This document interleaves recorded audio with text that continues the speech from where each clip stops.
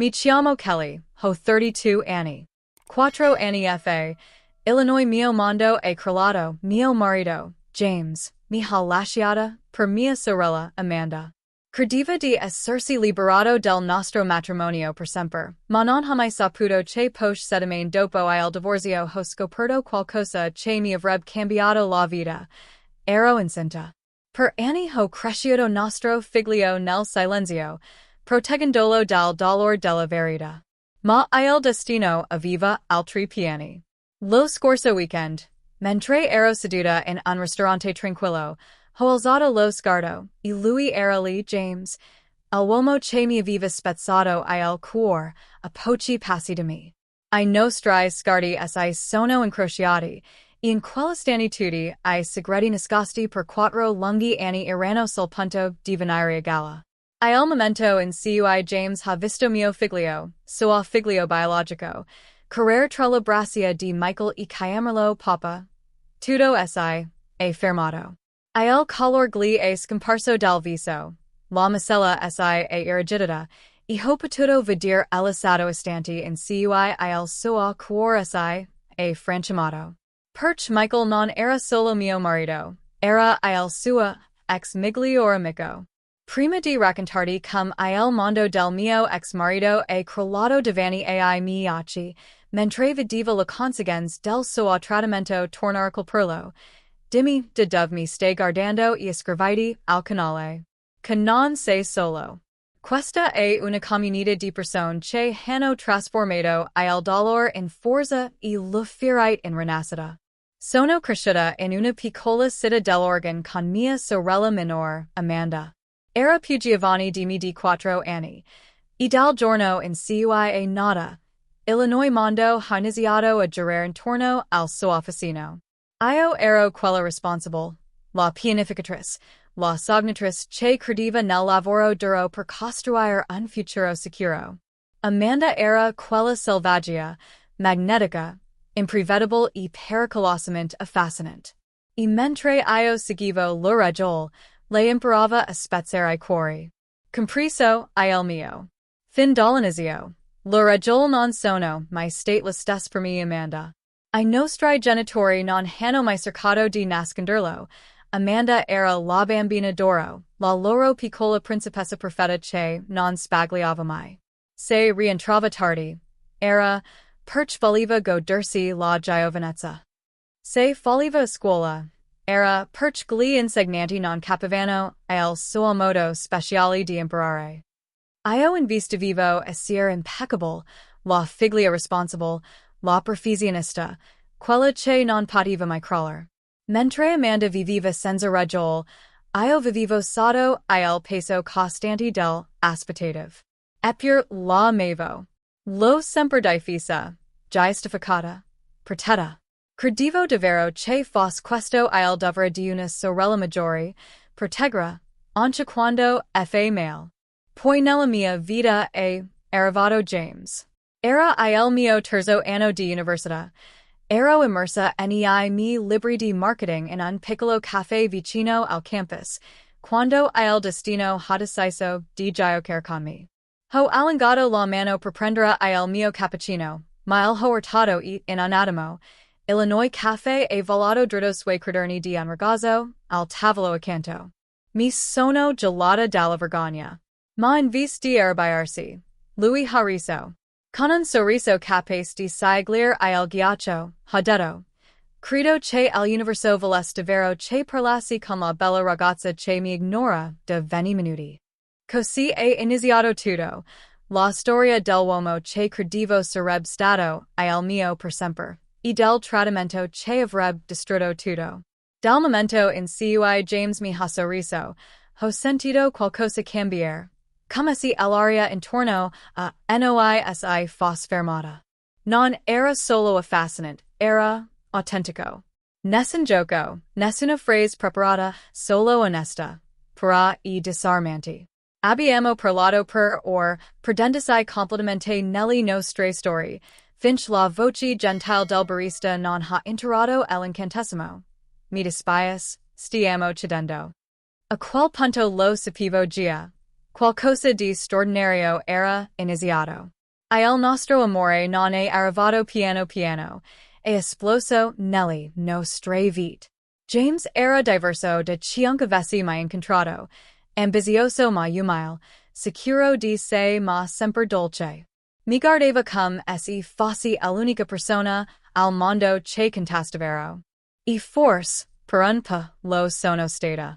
Eravamo all'equilibrio perfetto. Io ero la mente organizzata. Quella che teneva I piedi per terra e pianificava ogni dettaglio.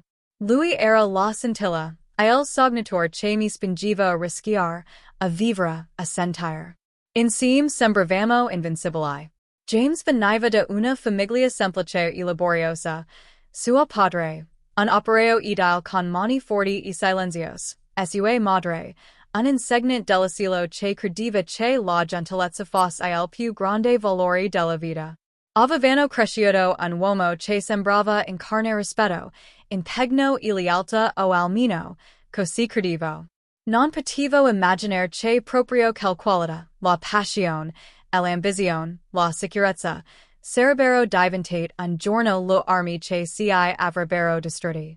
James portava sul spal molto più dei suoi sogni, portava le speranze di un'intera famiglia. Era il primo ad andare all'università, il primo a inseguire qualcosa di più grande della semplice sopravvivenza. E in vista di farsi schiacciare dal peso dell'aspettative, la trasformava nella sua forza. Ma l'ambizione può essere un dono e una maledizione. Il suo primo progetto fallì, un app per aiutare gli studenti universitari a scambiarsi I libri. Nessuno la usò mai. Il secondo? Un servizio di consegna di cibo locale che crollò in un attimo quando una catena nazionale arrivò in città.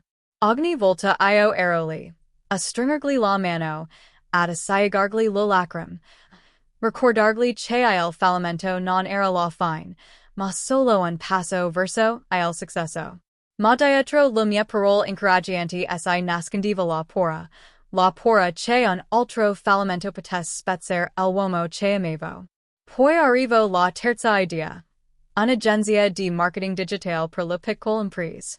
E stavolta funzionò. All'improvviso, tutte le notti insonni, I caffè all'alba e I sogni a voce bassa cominciarono ad avere un senso. L'ho aiutato a scrivere il piano aziendale, a correggere ogni proposta. Inventar strategie fino al mattino mentre lui parlava del futuro che avremmo costruito insieme. Non eravamo solo innamorati, eravamo una squadra, dei sognatori, dei combattenti. O almeno, è quello che credevo. Prima che il successo cambiasse tutto. E successo esattamente, 2 anni dopo quel famoso caffè rovesciato, il giorno che aveva cambiato tutto. James mi ha chiesto di sposarlo nello stesso piccolo bar dove la nostra storia era iniziata. Aveva convinto I proprietari a chiudere prima, ricreato il nostro stesso tavolo, persino riportato la stessa barista di quel giorno. Quando si è inginocchiato, il tempo si è fermato. Mi ha guardata e ha detto, hai rovesciato il caffè nella mia vita, e non voglio mai ripilar quel bellissimo disastro. Tutti sono scoppiati a ridere e a piangere insieme, e in quell'istante, ero certa di aver trovato il mio per sempre. Il nostro matrimonio non era sfarzoso, ma era perfetto. Intimo, sincero, pieno di amore vero. Abbiamo scritto I nostri voti, e quando James ha promesso di costruire un impero di amore e successo, matwan dopo matwan, giorno dopo giorno, nessuno è riuscito a trattenere le lacrime. I primi 3 anni sono stati un sogno. L'azienda di James cresceva ogni mese, e io avevo ottenuto un posto stabile in una rinomata agenzia di marketing. Abbiamo comprato una splendida casa in stile artigianale nella periferia di Portland, con Persian bianca, un portico che abbracciava la casa e un giardino pronto ad accogliere le raize dei nostri futuri figli. I weekend erano il nostro rifugio, dipingevamo, sistemavamo le stands, piantavamo fiori, costruivamo ricordi. Facevamo viaggi sulla costa, ridavamo fino alla lacrime, e avevamo un gruppo di amici che si vedeva come la coppia perfetta. Dall'esterno, lo eravamo davvero. Ma anche lo vite più bel possono nascondere del crepe, e lo nostre stavano appena iniziando a formarsi. Tutti si vedevano come la coppia perfetta, la storia d'amore che tutti sognano. Dopo 2 anni di matrimonio, avevamo deciso che era arrivato il momento di allargare la famiglia. Ho sempre desiderato diventare madre, e James sembrava entusiasta quanto all'idea di essere padre. Abbiamo trasformato una delle stanze libera in una futura cameretta. Le pareti dipinti di un verde salvia neutro, la luce del sol che entrava dalla finestra illuminando lo spazio dove, presto, speravamo di sentire risate di bambino. Ho scaricato app per monitorare l'ovulazione, ho pianificato ogni dettaglio, e per la prima volta nella mia vita, tutto sembrava perfettamente al suo posto. Fu proprio in quel periodo che il destino fece entrare nella nostra vita un nuovo nome, Michael. Era il fratello maggiore della mia miglior amica, Sara, brillante, sicuro di sé, affascinante senza sforzo. Si era appena trasferito a Portland dopo aver venduto una startup di successo a Seattle. Il giorno in cui lo presentai a James, tra loro scacco subito qualcosa. Condividevano la stessa ambizione, la stessa fame di successo. In poche settimane cominciarono a lavorare insieme, in 6 mesi erano già soci. L'esperienza tecnologica di Michael unita al talento di James nel marketing portarono la loro agenzia a un livello mai visto. Diventarono inseparabili. Nei fine settimana giocavano a basket, e dal risate che sentivo provenire dall'ufficio di casa, sembrava che ogni riunione di affari fosse una festa. Io li guardavo sorridendo, convinta che la mia vita fosse finalmente completa. Un marito che amavo, una carriera soddisfacente, una casa meravigliosa e un futuro pieno di speranza. Ma quello che non sapevo, e che dietro quell'immagine perfetta si stavano già formando del crepe, sottili, silenzios, invisibili, prona distrugger tutto cio in cui credevo. La prima crepa nel nostro matrimonio perfetto apparve il giorno in cui mia sorella, Amanda, arrivo a Portland. Aveva finalmente terminato l'università, 6 anni per un corso di 4, e diceva di star cercando se stessa. In realtà era disoccupata, senza soldi e disperata. Quando mi caimo in lacrime, non si pensai 2 volte. Lo offrii la nostra stanza degli ospiti, convinta che sarebbe rimasta solo per qualche settimana. James non era entusiasta. Temeva per la nostra privacy, per le distrazioni mentre cercavamo di avere un bambino. Ma Amanda aveva sempre saputo come ottenere cio che voleva. Quella sera sfodero tutto il suo officino, gli occhi dolci, la voce fragile, l'atteggiamento innocente. In poche ora aveva conquistato anche lui. Ridavano insieme, e James finì per cedere. Entro la notte, la decisione era presa. Amanda si sarebbe trasferita da noi. All'inizio tutto sembrava perfetto. Troppo perfetto. Amanda era gentile, collaborativa, quasi premurosa. Cucina, ordine, sorrisi. Passava I pomeriggi aiutandomi a cercare annunzi di lavoro. Quando I miei primi test di gravidanza risultarono negativi, mi abbraccio sussurrando. Succederà quando sarà il momento giusto. Per un attimo, volli credere che fosse davvero cambiata. Ma I segnali si erano, sottili, silenziosi, quasi invisibili. Il modo in cui appariva sempre impeccable quando James era nei paraggi. Le sue docce veloci, che coincidevano magicamente con il momento in cui lui rientrava a casa, mentre attraversava il corridoio a volta solo in un assigamano. E la sua improvvisa passione per I lavori di marketing, curiosamente legati al settore di James. Ma io mi fidevo. Mi fidevo di lui. Mi fidevo di lei. E quella fiducia sarebbe diventata il mio errore più grande. Era mia sorella. Lui era mio marito. Du persone di cui mi fidevo più di chiunque altro. Du persone che non avrei mai pensato potessero tradirmi. Si sono confini nella vita che dovrebbero essere sacri. O almeno così credevo. Tutto inizio in modo impercettibile. Dopo 2 mesi dalla permanenza di Amanda, James cominciò a cambiare. La dolcezza nella sua voce lasciò spazio a un tono distante, freddo. Cominciò a lavorare fino a tardi, parlando di riunioni con clienti che, stranamente, non comprendevano mai sul suo calendario condiviso. Il suo telefono, che un tempo lasciava ovunque, sul divano o sul tavolo della cucina, ora non lo abbandonava mai. Sempre bloccato da una nuova password. Sempre con lui. Quando Glean chiedivo il motivo, sorridiva. Quel sorriso forzato e vuoto, e diceva che ero solo stressata.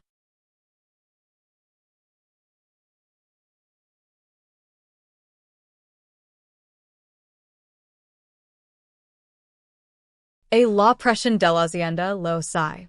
Estio solo cercando di gestire tutto. Ma il mio istinto urlava, il contrario. Qualcosa stava cambiando. In silenzio. Pericolosamente. James e Amanda avevano iniziato a condividere nuovi interessi comuni. Corse mattutine prima dell'alba, mentre io ancora dormivo. Battute private che finivano in risate che non comprendevo. E poiché film indipendenti, strani e pretenziosi, che guardavano solo loro, come un rituale segreto. Continuavo a ripetermi che fosse tutto innocent. Che stavo esagerando. Ma nel profondo, lo sentivo. Quel freddo, sottile presentimento che qualcosa di prezioso mi stesse scivolando via, proprio davanti agli occhi. Lo risate si spegnevano ogni volta che entravo nella stanza. Ogni singola volta. Amanda e James si scambiavano uno sguardo, un lampo di colpa, sottile ma inconfondibile, prima che uno dei due cambiasse argomento. Le loro battute cesserate, I silenzi improvvisi mi ferivano come lame invisibili. Pian piano, iniziai a sentirmi un'estranea dentro casa mia. Guardavo 2 persone avvicinarsi sempre di più, mentre io sparivo, piano, nel loro sfondo.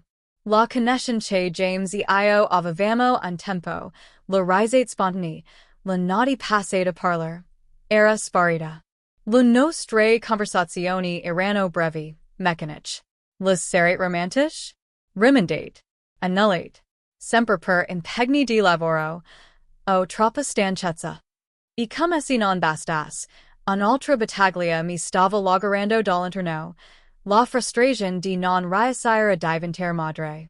Ogni mese speravo in quel du la rosa. Ogni mese ricevevo solo silenzio. Delusion. Vuoto. La specialista in fertilità cercava di rassicurarmi. E solo uno squilibrio ormonale, niente di serios. Ma il tempo passava. E James, el uomo che un tempo parlava del nostro futuro con un sorriso negli occhi, cominciava a perdere la pazienza. Forse non è destino, diceva con voce fredda. Eppure lanciava quegli sguardi muti, carichi di delusion, quando scuotevo la testa dopo un altro mese fallido. Quegli sguardi ferivano più di qualsiasi parola. Poi, in mezzo a quel dolore, arrivò qualcosa di inaspettato. Michael, il socio di James, Illinois fratello della mia miglior amica, divenne il mio punto di appoggio. Tutto iniziò in modo innocent. Una sera, avevamo una cena di affari. Amanda, all'improvviso, disse di avere una forte emicrania, lasciando James e me soli con Michael. A metà cena, James ricevette una chiamata urgente USCI di corsa, lasciandomi con Michael. E quello che accade dopo cambiò tutto. Il ristorante sembrava più silenzioso dopo che James ne fu andato. Il tintinnio dei bicchieri sveniva, lasciando solo un vuoto inquieto. Michael mi guardò, davvero mi guardò, e per la prima volta dopo mesi qualcuno vide alter il mio sorriso di facciata. Kelly, disse piano, come stai davvero? Sarah qualcosa nel suo tono, gentile, sincero, che spezzo il muro che vivo costruito eterno mi. Lo parole mi asserono di ghetto, come un fiume. Gli raccontai della distanza, del scuse, del nati interminabili. Non accusai nessuno, ma la pora nella mia voce parlava da sola. Michael ascoltava in silenzio, lo sguardo sempre più serios. Poi, dopo una lunga pausa, sussurrò, forse non dovrei dirlo ma in ufficio, girano del voci. Il cuor mi assai fermo. Voci. Isito. Dicono che James resta spesso fino a tardi. Noti in cui non c'è nessun client. E con Amanda in casa. La phrase rimase sospesa nell'aria, velenosa. Sentii il calor della rabbia salermi al volto. Smettila. Non è vero. Ti spagli su di loro. La mia voce tremava, non solo di rabbia, ma di paura. Paura che, in fondo, qualcosa dentro di me sapestia la verità. Michael abbassò lo sguardo. Hai ragione. Mi dispiace. Non avrei dovuto dirlo. Mi preoccupo solo per te. Non ne parliamo mai più. Ma lo superole, assai radicarono dentro di me, come un veleno silenzioso. De quella notte, tutto cambiò. James non era più lo stesso. Ogni gesto, ogni parola, aveva un bordo tagliente. La donna che un tempo chiamava la mia Rosia, ora era troppo controllante. La mia cura per il denaro diventa terziaria. Il mio bisogno di affetto? Troppo esigente. Ogni critica toglieva un pezzo di me, fino a quando non riconobi più la donna riflessa nello specchio. Per il nostro quarto anniversario di matrimonio, decisi di fare un ultimo tentativo. Preparai una cena perfetta, il suo piatto preferito, candeli accese, la casa profumata di rosmarino e aglio. Indossai il vestito che lui amava tanto, quello che diceva mi faceva sembrare una dea. Un'ora prima di cena, un messaggio. Scusa. Reunion improvvisa. Torno tardi. Aspettai comunque. Aspettai finch la candeli non si consumerono e il cibo si freddo. Più tardi, mentre lui faceva la doccia, vidi il suo telefono sul comodino. Lo schermo si illuminò. Un messaggio. Da Amanda. La scorsa notte è stata fantastica. Non vedo l'ora di rivederti domani. Il respiro mi si spezzo in gola. In un istante, il mio mondo crollo. Non con un urlo, ma con un silenzio assortant. Lei non sospetta nulla. Quelle tre parole mi bruciavano nella mente come fuoco. Eppure, anche allora, cercai di trovare una spiegazione. Forse stavano organizzando una sorpresa. Forse fantastico, si riferiva a un affar di lavoro. Forse ero io quella paranoica. Ma nel profondo, la verità la sentivo già. Quando affrontai James con il messaggio, la sua reazione fu immediata, calma, controllata, troppo controllata. Non sembro scioccato. Non sembro neanche colpevole. Al contrario, rivolto tutto contro di me. Come si violare la mia privacy? Gridò.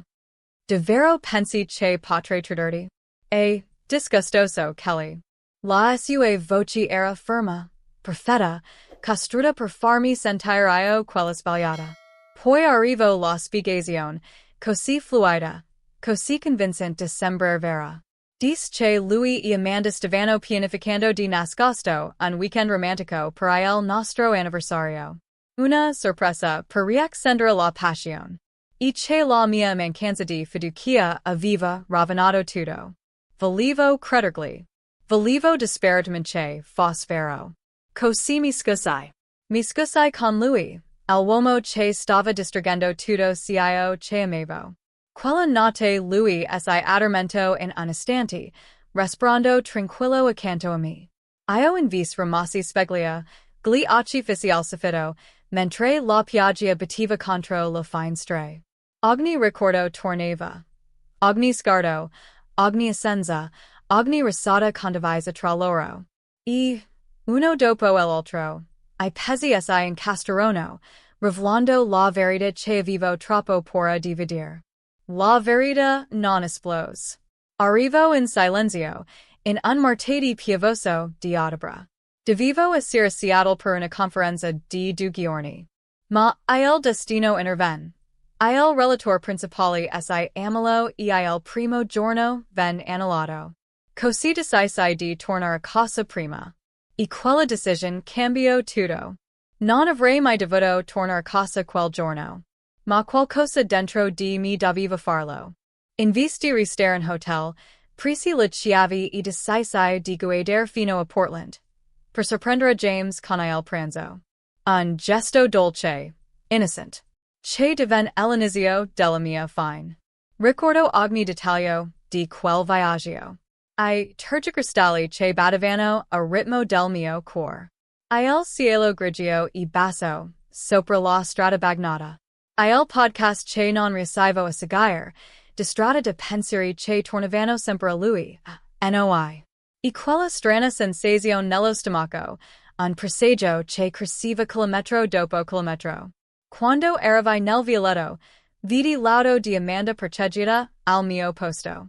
Nella di insolito, dopo tutto viveva con noi. Eppure l'aria sembrava diversa. Pesant, carica, come prima di un temporale. Entrai piano. Dall'alto proveniva una musica soffusa, lenta, romantica. Chiamai I loro nomi. Nessuna risposta. Poi la sentii. Una risata. Dalla nostra camera da letto. Non la stanza degli ospiti dove Amanda dormiva. La nostra camera. Il cuore mi batteva così forte che temevo potesse esplodere. La mano tremava sulla maniglia. Sapevo che, una volta aperta quella porta, nulla sarebbe stato più come prima. Per un attimo solo, pensai di fuggire, tornare a Seattle e fingere che non fosse mai accaduto. Ma non potevo. Dovevo sapere. Spinsi la porta. E il mondo si fermo. Lì, davanti a me, James e Amanda, intrecciati nel nostro letto. Il letto che avevamo scelto insieme dopo settimane di prove. Mio marito. Mia sorella. Non mi notarono subito. Erano troppo immersi nel loro tradimento. Fu Amanda a vedermi per prima. I suoi occhi si spalancarono. Ma se io che mi perseguita ancora oggi non fu lo shock, fu l'irritazione per essere stata interrotta. Lei lo toccò. E James si volto. Per un lungo istante, resto immobile, a fissarmi. L'acqua pioveva dal mio capato sul pavimento di legno che lui voleva sempre mantenere asciutto. Avevo ancora la borsa della conferenza sulla spalla. Kelly, Decent fine. solo il mio nome. Freddo. Distante. Nessuna scusa. Nessuna spiegazione. Solo la constatazione della mia presenza, come essi bastasse a cancellare tutto. Fu allora che capi. Le due persone che amavo di più mi avevano distrutta. E non provavano neanche un briciolo di rimorso. Non riconobbi nemmeno il suono che usci dalla mia bocca. Non era un urlo. Era il dolore, la rabbia e il tradimento che esplodevano insieme, lacerandomi l'anima. Da quanto? Gridai. Da quanto tempo mi mentite? I nostri voti non significavano nulla? Io non significavo nulla. Le parole volevano comproietterli, ma lui non si mosse. James rimase nudo, nel corpo e nella coscienza, calmo, quasi annoiato, come essi avesse aspettato quel momento. La sua voce era fredda, distante. Non si scuso. Giustificò. Secondo lui, la colpa era mia. La mia ossessione per avere un figlio aveva acceso la passione. Il mio bisogno di ordine aveva soffocato la sua creatività. Il mio desiderio di amore, di connessione, lo chiamo dipendenza emotiva. Poi pronuncio la frase che mi spezzo definitivamente. Sei stata tu a spingermi tra le braccia di Amanda. Amanda, mia sorella, ebbi perfino il coraggio di piangere. Lacrime finte, voci tremanti, una recita patetica. E successo e basta. dis. Non volevamo farti del male. Ma quando rimasi in silenzio, rifiutando di offro la compassion che cercava, la sua maschera cata. I suoi occhi, assai fessero duri. La voce velenosa. Lui non ti mai amata, sputo. Eri solo il suo trampolino di lancio. Non se neppur capace di dargli un figlio. Forse è la natura a dirti che non sei fatta per ser madre. Dentro di me, tutto assai spens. Non urlai. Non piansi. Semplicemente smisi di sentire. Presi una borsa, si infili dentro poche cose e assai di quella cosa.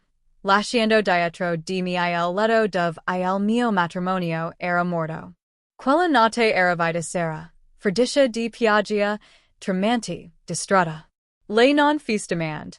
Mi strinsi lascio che crollassai tra le sue braccia, singhiazzando fino a svuotarmi completamente. Il giorno dopo caimo al lavoro dicendo che era malata, solo per non lasciarmi sola. James non caimo mai. Nessun messaggio. Nessuna parola. Una settimana dopo, arrivo una busta all'appartamento di Sara. I documenti del divorzio. Nessuna terapia di coppia. Nessuna spiegazione. Solo una frase fredda. Voglio chiudere pulito. Ma durante la pratica legale, la verità immerse. La loro storia non era successa per caso. Aneva avanti da 6 mesi. Quasi per tutto il tempo in cui Amanda aveva vissuto con noi. Ogni risata, ogni sguardo furtivo, ogni riunione di lavoro. Tutto era parte di un tradimento che si consumava sotto il mio stesso tetto. E io non mi ero mai accorta di nulla. Lui si era, quando nessun altro lo era. Michael sedeva accanto a me al tavolo della cucina, mentre mettevo ordine tra le macchie del mio matrimonio, ricevuto, estratti conto, foto. L'aritmetica fredda di un amore che non esisteva più. Non parlava molto. Non si n'era bisogno. A volte, la semplice presenza di chi si tien davvero fa più rumore di 1000 parole. Mi portava da mangiare quando non avevo la forza di assare. Mi ricordava di bere, di dormire, di respirare. In un mondo crollato, Michael era diventato il mio ancoraggio. James, invece, sembrava deciso a infliggermi ancora più dolore. Ogni fase del divorzio era una nuova battaglia. Lottava per ogni cosa, I mobilai, I quadri, perfino gli oggetti che erano miei prima del matrimonio. Non si trattava di cose materiali. Si trattava di controllo. Voleva vedermi soffrire. Sosteneva che il suo successo professionale valesse più del mio stipendio. E tento perfino di tenersi il nostro cane, la dolce golden retriever che dormiva ai nostri piedi fin dalla prima notte di nozze, non perch la volesse davvero, ma perch sapeva quanto significasse per me. Alla fine, l'accordo era giusto solo sulla carta. Rimasi con I miei risparmi pensionistici, I miei affetti personali e poco altro. La nostra casa dei sogni, devette essere venduta. Il ricavato diviso. Con quella vendita, anche l'ultimo pezzo concreto della nostra vita insieme svanì. L'udienza finale fu come assistere a un funerale in cui solo una persona stava piangendo. Arrivai presto, vestita in modo impeccable, determinata a mantenere la mia dignità. Anche essi dentro di me tutto stava crollando, rifiutai di mostrare la mia debolezza. Poi entrarono loro, James e Amanda, mano nella mano, sorridenti. Lei vestita di bianco. Lui con la stessa colonia che un tempo amavo. Si sedettero vicini, sussurrando e ridendo piano, Gia interpretando il ruolo di una coppia felice mentre il mio matrimonio veniva sepolto davanti ai miei occhi.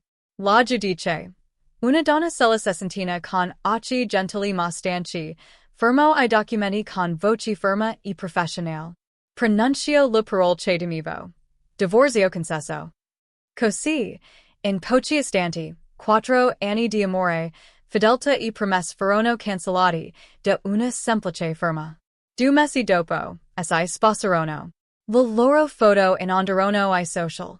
Amanda in Piso, James sordent come un uomo che non aveva mai spezzato un cuore. Lo didascali parlavano di vero amore e seconde possibilità. La gente commentava. Sono perfetti insieme. E forse lo erano. Ma la perfezione costruita sul tradimento non dura. E anche essi allora non lo sapevo ancora, la vita stava per consegnarmi qualcosa che avrebbe cambiato tutto. Indossava il mio abito. Non lo stesso, ma abbastanza simile da farmi sanguinare l'anima.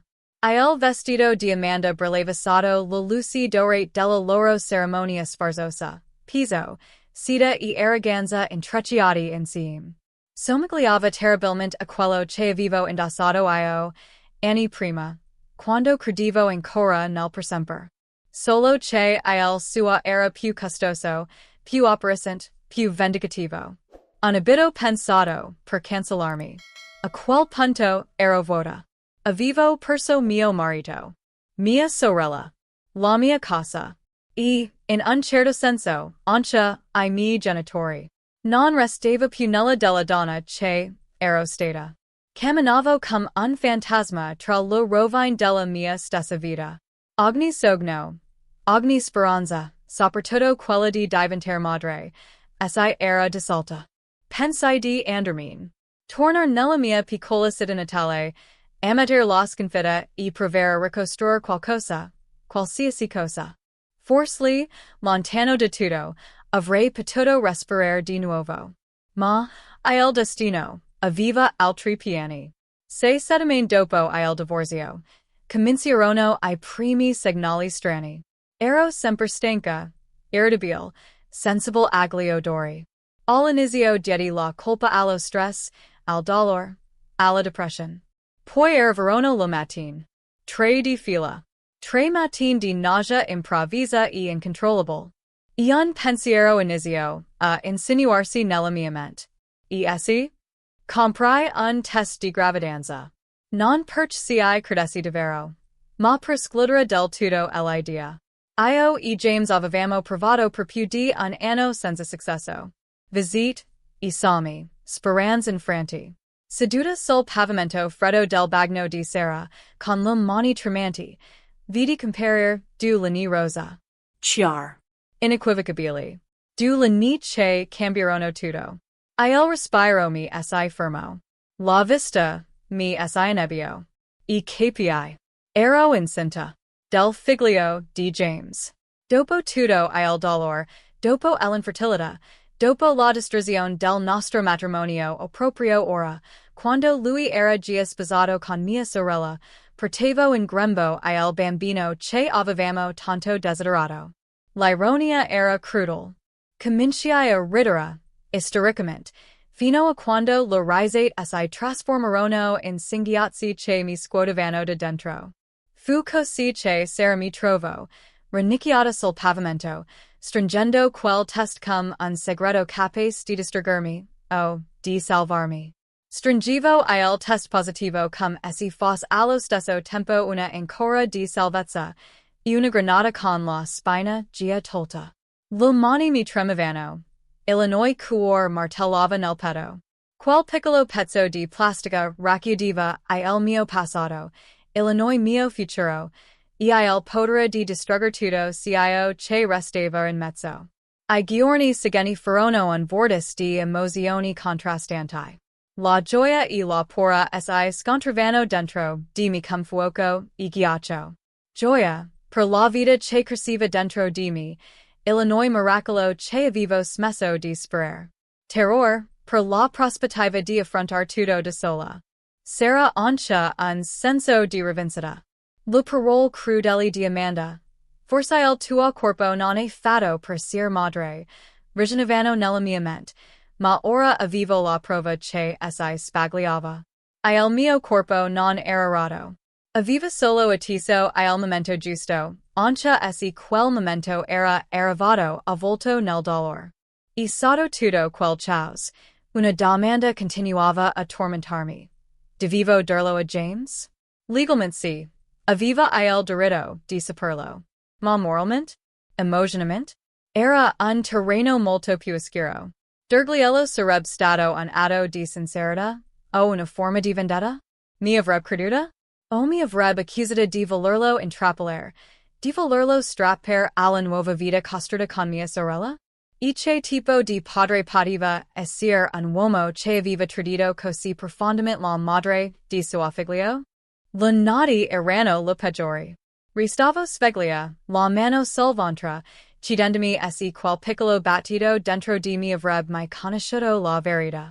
Mi domandavo se sarei stata abbastanza forte da crescere un figlio nato dal tradimento, ma destinato all'amore. Alla fine, fu il cuore a decidersi che la mente non riusciva. Qualunque cosa avesse fatto James, questo bambino meritava di conoscere entrambi I genitori. Mi aveva delusa come marito, ma forse, come padre, poteva ancora redimersi. Così presi la mia decisione. Glielo avrei detto. Anche se significava spezzarmi di nuovo. Lo chiamai un giovedì sera, le mani tremavano così forte che quasi mi cade il telefono. Il sol stava tramontando, tingendo le pareti del mio appartamento di rosso, come se perfino l'universo sapesse cosa stava per accadere. Quando James rispose, la sua voce era fredda, impaziente, quel tono spresenziava quando aveva già deciso che non volevo il suo tempo. Cosa vuoi, Kelly? Abbiamo già sistemato tutto. Per un istante non riuscii a parlare. Le parole mi erano bloccate in gola. Poi, con uno sforzo, le dissi. Sono incinta, James, e il bambino è tuo. Silenzio. Non quel silenzio che calma, ma quello che soffoca. Quando finalmente parlo, la sua voce era di ghiaccio. Non farlo. Non mentirmi. Stai solo cercando di interpellarmi. Ora che sono felice. Non sopporti di vedermi andare avanti. Ogni parola era una lama che mi colpiva al cuore. E non sei fermo. Anche se fosse mio. Sputo. Non voglio aversi niente a che fare. L'hai fatto apposta, solo per rovinarmi la vita. Non connettermi mai più. La linea cata. Rimasi lì, a fissare il telefono, mentre il silenzio diventava sorrento. Ma l'incubo non era ancora finito. Un'ora dopo, chiamo Amanda. La sua voce era veleno travestito, da dolcezza. Quindi è vero, Sibilo. Stai cercando di riprendertelo, vero? Sei patetica, Kelly. Disperata. Le sue parole mi bruciavano dentro. Dis che stavano costruendo il loro futuro, che stavano pianificando la loro famiglia, e che la mia messa in scena non avrebbe cambiato nulla. Poi arrivo la minaccia, taglienti come una lama. Se continuai a tormentar James con questa tua presunta gravidanza, te ne pentirai. Fu in quel momento che tutto divenne chiaro. Non sarebbe stato nessun confronto, nessun perdono, nessuna seconda possibilità. Quel bambino, il mio bambino, meritava di meglio. Di meglio di un padre che lo vedeva come un peso. Di meglio di una donna che lo considerava una minaccia. Così presi la mia decisione. Avrei cresciuto quel bambino da sola. Gli avrei dato l'amore, la serenità e la stabilità che avevo sempre desiderato. Con il sostegno di Sarah, iniziai a impacciare la mia vita. Non solo per lasciare Portland, ma per lasciare indietro la donna che ero stata. Ogni angolo di quella città mi perseguitava. Ogni strada, ogni caffè, ogni parco sussurrava ricordi di cui volevo solo fuggire. Portland era diventata un cimitero del mio passato, pieno di fantasmi che non mi lasciavano respirare. Così, scappai. Seattle divenne la mia ancora di salvezza. Abbastanza lontana per ricominciare, ma non tanto da tagliare tutto. Sarah, come sempre, fu il mio angelo. Uso I suoi contatti per aiutarmi a ottenere un lavoro da remoto con la mia azienda. Per la prima volta dopo mesi, sentii una scintilla di speranza. Ma la vita aveva altri piani. La gravidanza fu un inferno. Lo stress del divorzio, Illinois trasloco, la pora di restare sola, tutto inizio a schiacciarmi. La pressione sanguigna sali, alla stel. La voce del medico era fermasma gentile. Devi fermarti. Riposo assoluto, de subito. Riposo forzato. Du parole semplici ma che sinavano come una condanna.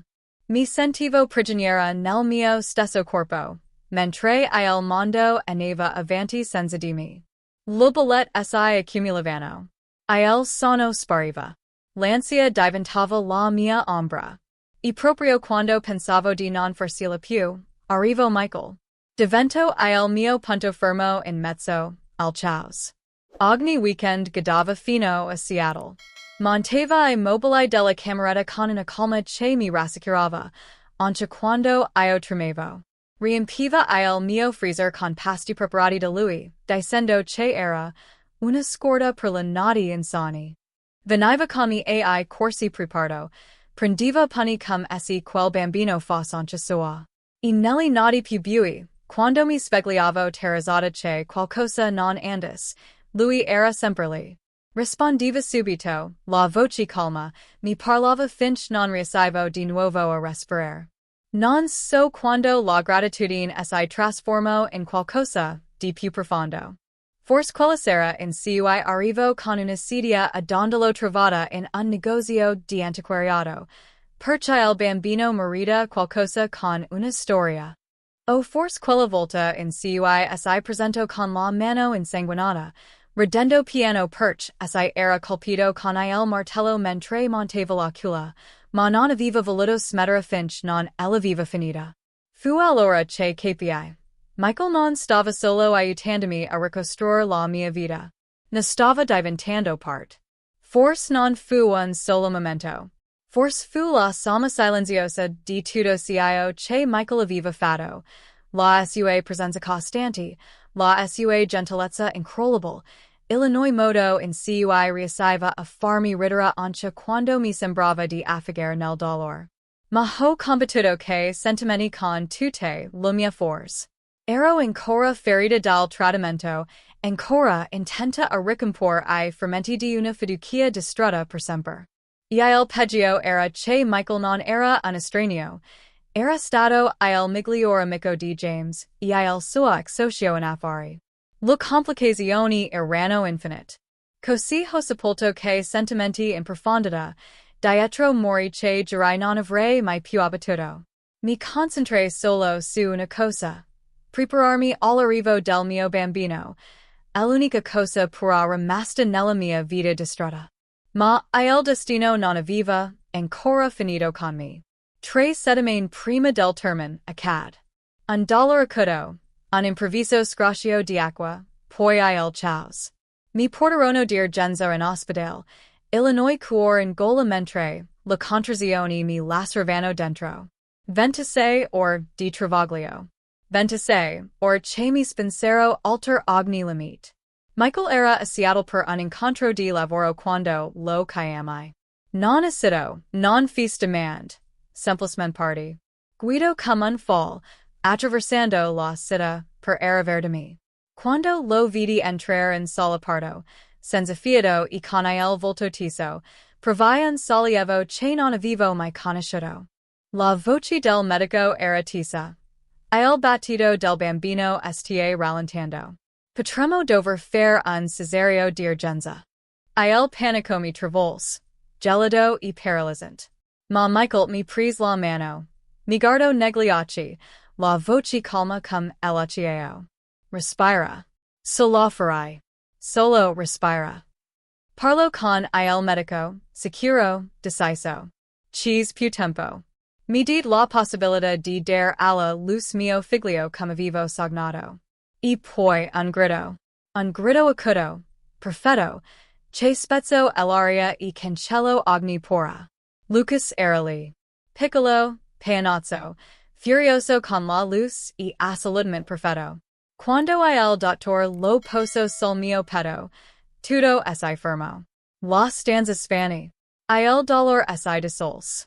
Per la prima volta dopo anni, sentii qualcosa di puro non dolore ma amore. Un amore così forte da poter ricostruire tutto cio che avevo perso. Nel momento in cui teni Lucas tra le braccia, tra lo lacrime e la stanchezza, lo vidi, James. I suoi occhi. Il suo mento. Il suo viso riflesso in miniatura nel volto di mio figlio. Il cuor mi si strinse. Era impossibile non riconoscerlo in ogni piccolo tratto. Guardai Michael, aspettandomi che si allontanasse, che provasse disagio di fronte a quel ricordo vivente del suo ex miglior amico, el uomo che si aveva tradito entrambi. Ma non lo fece. Si chino, mi sfiorò la fronte con un bacio e sussurrò, è perfetto, Kelly. Assolutamente perfetto. In quell'istante, tutto cambiò. Le settimane successive furono un vortice di nati insonni e non susurrate, un mondo fatto di poppate, panellini e la costante paura di sbagliare tutto. La maternità era caos e meraviglia allo stesso tempo, e in tutto questo. Michael Rimes.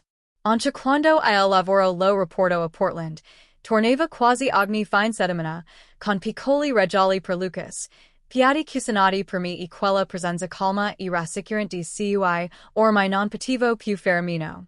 Non c'è mai nulla. Non cerco di definire quello che stava nascendo tra noi. Semplicemente si era. Sempre. A volte, mentre Lucas dormiva tra le mie braccia, seguivo con la dita I tratti familiari del suo viso e sentivo una fitta dentro al petto, senso di colpa. Non rimpianto, ma tristezza. Tristezza per il fatto che mio figlio sarebbe cresciuto senza conoscere suo padre biologico. Poi ricordavo la voce di James quella notte, fredda, velenosa, capace di rinnegare il proprio sang, e sapevo, senza il minimo dubbio, di aver fatto la scelta giusta. Lucas meritava di meglio. Quando compi automessi, la mia vita sembrava finalmente aver trovato un equilibrio. Una fragile pace. Ma il destino non smise di mettermi alla prova. Michael ricevette un'offerta, una promozione importante, per aprire una nuova sede della sua azienda Seattle. Era tutto cio per cui aveva lavorato. Ma nel profondo, una domanda mi lacerava il cuore. Sarebbe rimasto per noi, o quella sarebbe stata l'inizio di un altro addio? Il momento rimase sospeso tra noi, fragile, carico di elettricità. La voce di Michael ruppe il silenzio, sincera, vibrante. Kelly non ti sto chiedendo una decisione logistica, o pratica. Ti sto chiedendo se mi vuoi ca, in modo permanente, nella tua vita e in quella di Lucas. Perch io voglio esserci, se tu mi accederai. Il cuor mi si fermo. Era la prima volta che pronunciava quel parole, la verità che de messi allegiava tra noi, non detta, ma innegabile. Lo fissai, la gola stretta, Illinois battito impazzito. L'aria sembrava pesante tutto cio che avevo perso e di tutto cio che potevo ancora avere. Ho paura. Confessai infine la voce tremante. Paura di fidarmi di nuovo, di aprire il cuor solo per vederlo andare in pezzi un'altra volta. Lui strinse le mie mani, lo sguardo fermo, sincero. Allora lasciami guadagnarmi la tua fiducia, dispiano. Giorno dopo giorno. Senza promesse, senza pressioni. Solo pazienza. Finch non crederai che non sarò mai un altro uomo pronto a spezzarti il cuore. E per la prima volta dopo tanto tempo volley credergli. Michael accetto il lavoro a Seattle ma prise un appartamento tutto suo, lasciandomi lo spazio per respirare, per capire cosa volevo davvero. Eppure, divenne una presenza costante nelle nostre vite. Arrivava ogni mattina con il caffè, passeggiava con noi al parco, leggiva favole della buona notte finivano sempre con lo risate di Lucas. Non forzava mai nulla. Non pretendeva niente. Semplicemente c'era. Sempre. E piano piano, incredibilmente, le mie mura cominciarono a crollare. L'uomo che era stato il mio amico, Illinois mio sostegno, e il padre affettuoso di Lucas, diven il mio compagno in ogni senso. Il nostro piccolo appartamento con due camere a Seattle non era lussuoso, ma era nostro, pieno di calore, di risate infantili, e del dolce suono di una vita ricostruita dal macchieri. Lo ombre di Portland non mi tormentavano più. Dal mio piccolo studio di casa, continuavo a lavorare a distanza per la mia azienda di Portland, mentre Lucas giocava accanto a me. Lo risate di Michael riempivano la cucina. Per la prima volta da anni, la vita sembrava buona. Sicura. Quasi troppo perfetta. Quella pace fragile che temi possa svanire da un momento all'altro. Tutto inizio in silenzio. Quel tipo di cambiamento che non noti subito, finché non ti accorgi che ha trasformato la tua vita. La decisione di Michael di trasferire la sua division aziendale a Seattle cambiò ogni cosa. Continuava ad avere un suo appartamento, ma ormai era quasi sempre da noi. Lo mattino cominciavano con il profumo del caffè che portava alla mia porta, la sera con una cena di asporto e risate stanche dopo che Lucas si era addormentato. Entrò nella nostra vita senza forzature, senza promesse, solo con la sua costante presenza, paziente e stabile. Ogni notte leggiva una storia a Lucas, la voce dolce e rassicurante, la mano che gli accarezzava I capelli finché gli occhi non si chiudevano piano. Era diventato il loro rito, sacro, intoccabile. I weekend erano per lo avventure. Michael portava Lucas legato al petto nel suo marsupio, lo minuscole mani del bambino che stringevano le sue dita mentre esploravamo Seattle, il porto, I parchi, lo skyline infinito. Lo risate di Lucas riempivano l'aria, e io li guardavo, Illinois mio bambino e l'uomo che non avrei mai creduto di amare, sentendo scioglimenti dentro di me quel gallo che credevo eterno. Michael non cercava mai di forzare l'effetto. Non pretendeva nulla. Semplicemente c'era, ogni giorno, con una pazienza infinita e un amore silenzioso che guariva senza chieder nulla in cambio. E Lucas lo sentiva. Appena Michael entrava nella stanza, Illinois volto di mio figlio si illuminava. Lo bracciatis, gli occhi che brillavano. Lo risate come una melodia pura. Io cercavo di restare prudente. Continuavo a dirmi che era solo amicizia, che il mio cuore non avrebbe un altro tradimento. James e Amanda avevano già distrutto ogni mia fiducia. Fidarsi ancora mi sembrava una follia. Ma Michael non era come loro. Non spingeva, non mi faceva sentire in colpa. Continuava semplicemente a dimostrare, con piccoli gesti silenziosi, che era diverso. Che era real. Poi un pomeriggio, accad. Lucas alzò lo sguardo dai suoi giocattoli, Illinois viso pieno di orgoglio, e disse la sua prima parola. Mamma. Lo lacrime riempirono gli occhi. Orgoglio, amore, gratitudine. Tutto insieme. E poi, poco dopo, arrivò la seconda parola. Mike. La gridò con gioia pura, e Michael rimase immobile, sorpreso, poi sorridente, con gli occhi lucidi. In quell'istante, qualcosa cambiò di nuovo. Perché l'amore non arriva sempre con I fuochi di artificio. A volte cresce piano, giorno dopo giorno, finché non diventa il tuo intero mondo.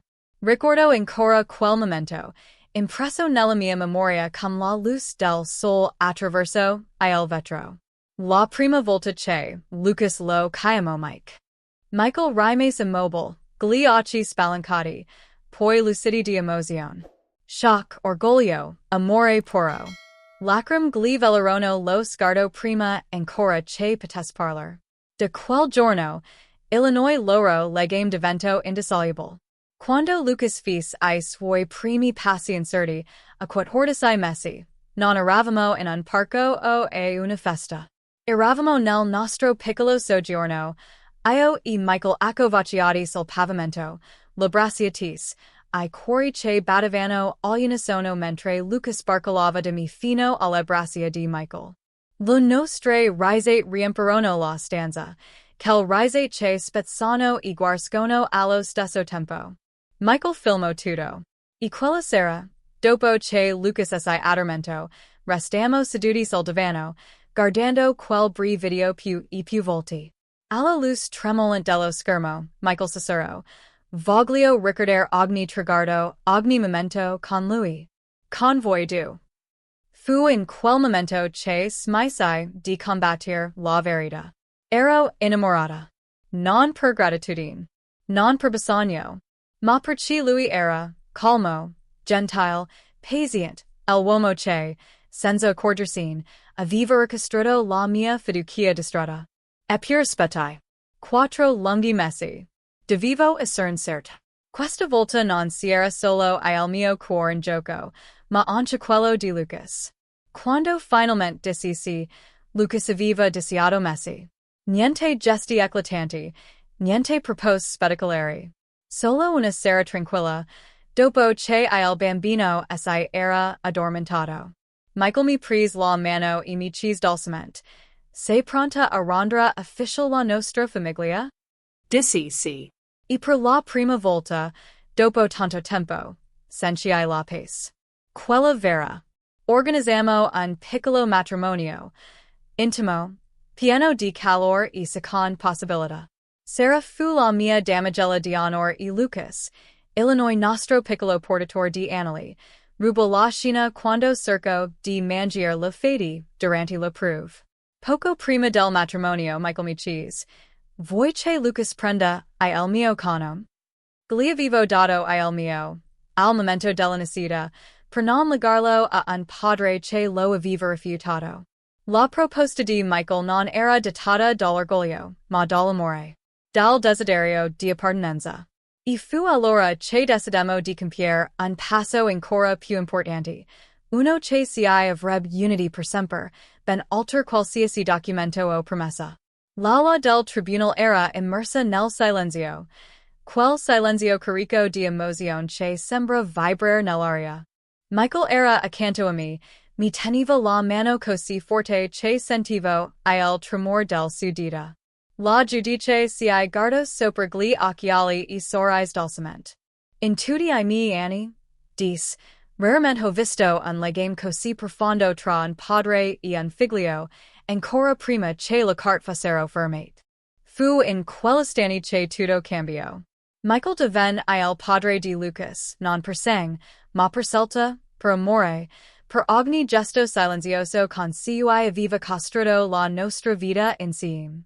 La sue voci si spezzò mentre pronunciava il giuramento. Prometto di amarlo come fosse mio, per tutta la vita. Le lacrime offuscarono la vista. Era official. Lucas aveva un padre, quello che il suo cuore aveva già riconosciuto molto tempo prima che la leg lo sensus. 2 mesi dopo il matrimonio, l'adozione fu completata. E poche settimane più tardi, arrivò il momento che mi fece piangere di pura felicità. Era un pomeriggio qualunque, Illinois sol che inondava il giardino della nostra nuova casa. Lucas, poco più che 2 anni, stava inseguendo del bal di sapone quando inciampo, graffiandosi il ginocchio. Le lacrime gli riempirono gli occhi, tra I singhiozzi gridò. Papa. Allungando le braccia verso Michael. Senza esitazione, lui lo sollevò, stringendolo forte, sussurrandogli parole di conforto come essi avesse risposto a quel nome di sempre. Quella sera, mentre Lucas dormiva, Michael mi confidò piano. Aspettavo quel momento ma non volevo forzarlo. Doveva arrivare quando lui fosse pronto. Non riuscii a rispondere, solo in seno, con le lacrime agli occhi. Perché in quel momento capiai, non stavamo più solo guarendo. Eravamo completi. La nostra vita prese un ritmo dolce e stabile.